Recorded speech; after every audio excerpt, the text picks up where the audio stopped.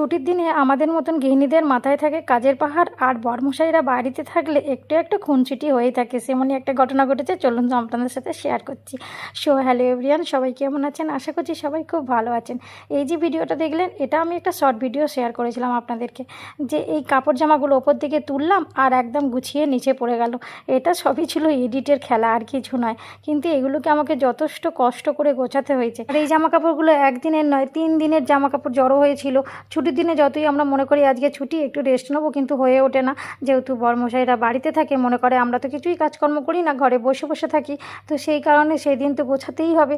কারণ হচ্ছে নাহলে আবার কথা শুনতে হবে যদি দেখে যে আমরা ভিডিও বানাচ্ছি সারাক্ষণ ধরে, তাই না বলুন? তো যাই হোক, ভিডিও তো একটু বানাতেই হবে। সোশ্যাল মিডিয়ায় যেগুলো ঢুকে পড়েছি, ধৈর্য ধরে কাজ তো করতেই হবে। এখানে একটা মজার ভিডিও ধরা পড়েছে। আমি এখানে জামা কাপড়গুলো গোছাচ্ছিলাম, বরমশাই এসেছিল আমার সাথে একটু মজা করতে, কিন্তু ও জানে না যে এখানে ভিডিও চলছে। তারপর যেই দেখিয়েছি, লজ্জায় বেচারা চলে গেছে। তো যাই হোক, আমাদের মাথায় থাকে কাজের পাহাড়, আর ওরা খালি মজা করার ধান্দায় থাকে। তো ভালোও লাগে একটু বরমশাইরা বাড়িতে থাকলে, একটু হাসি মজা হয়। নাহলে তো ছেলে নিয়ে ওই চুপচাপ কাজ করে যাও শুধু, আর কিছু না। তো আজকে ছুটির দিন ছিল, সব কিছু পরিষ্কার করলাম। এগুলো আমি প্রতিদিন করে উঠতে পারি না, তো যখনই সুযোগ পাই করে নিই।